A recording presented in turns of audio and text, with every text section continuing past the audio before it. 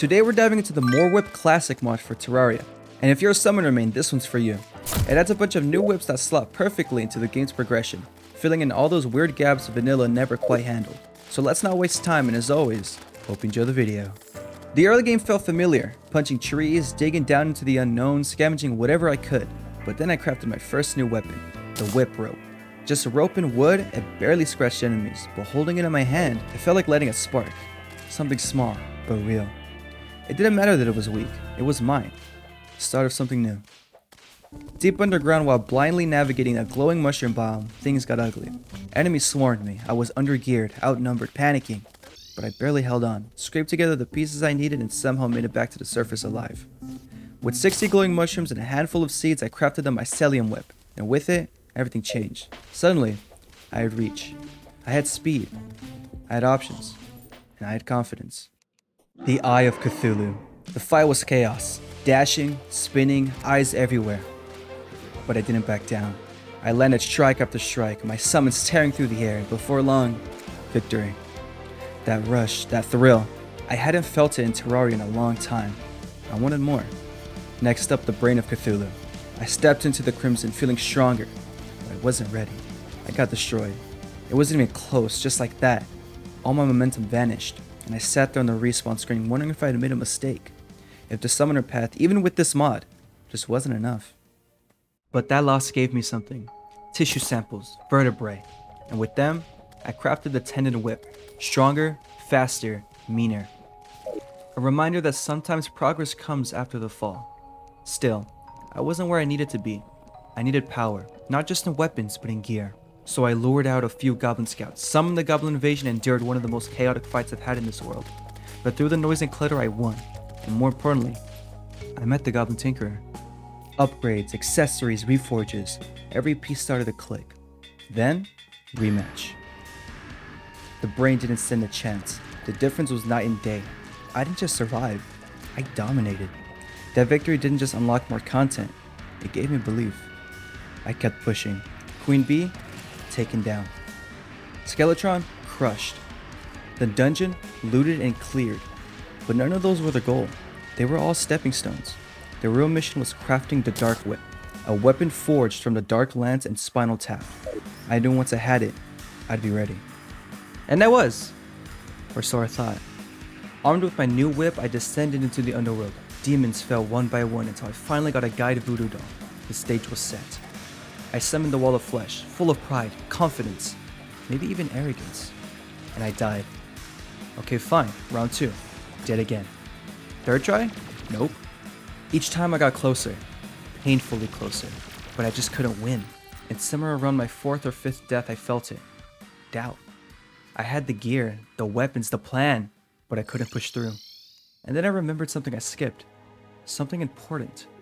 The Old One's army. A test I hadn't faced, a lesson I hadn't learned. So I went back, set up the crystal and braced myself. Wave after wave hit harder than the last, but I held the line. I adapted. I earned the Ballista Century. Not through luck or crafting, but through grit. And I knew. I was ready now. One final attempt. One last fight with the wall of flesh. Everything came down to this.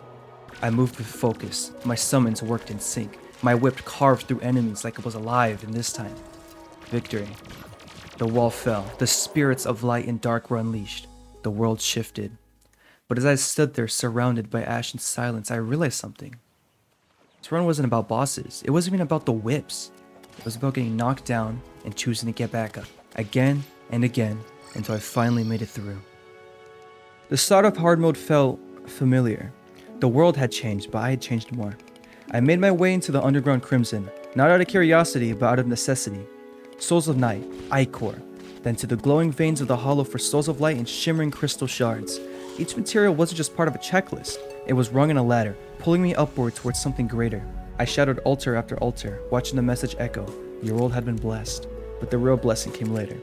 In the crystal-lit caverns of the Hollow, I gathered what I needed and crafted the Crystal Light, a whip formed from 30 crystal shards and 6 souls of light.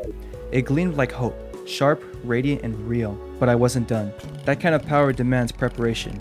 I needed armor to match. So I searched, and deep in the stone, wrapped in webs and shadows, I found it, a spider cave. The battle wasn't graceful, the webs slowed me, the spiders overwhelmed me, but one by one I carved a path through. When it was over, I held enough to craft something more, spider armor, and with 18 fangs left over, the gossamer whip. Delicate, but lethal. With this new arsenal, I felt ready, not just for progress, but for war. The mechanical worm was first. It was long, loud, and unforgiving, but I endured. Every segment fell, every moment tested me, and when it finally crumbled, I felt that rush again. The one that makes your hands shake and your chest tighten with pride. I didn't stop. Skeleton Prime came next, limbs flailing, rockets blazing, but it wasn't enough. Then the twins, fire and laser, rage and precision. It was a violent dance, but I knew the steps.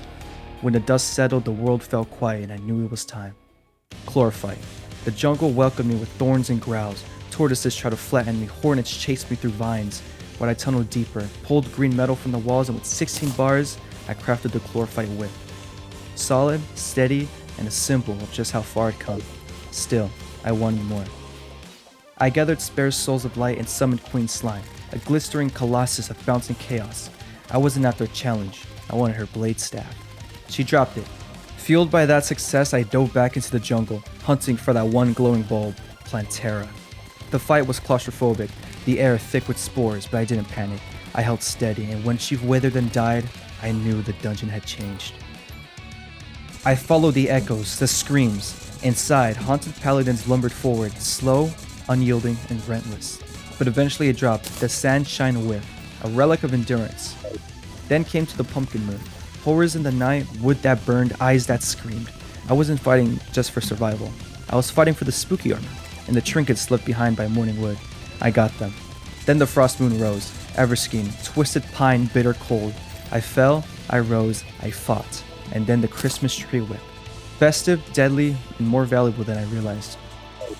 With it in hand, I marched to the jungle temple and faced Golem.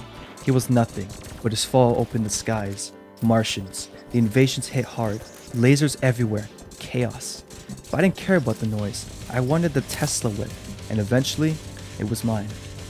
Now with all that power, the gear, the weapons, the momentum, I stood on the beach. Duke Fish Run. He was fast, brutal, but familiar. He fell. Quickly. Easy win after easy win, I felt unstoppable. So I challenged the Empress of Light.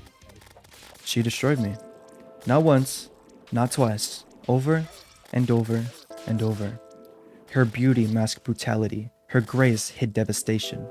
And just like that, I was back. Back in that place I thought I left behind, the same place I'd found myself with the wall of flesh. Except this time, I had everything. There were no upgrades left, no secret weapons, no missteps. It wasn't about the game anymore, it was about me. I wanted to give up, I really did. But I didn't.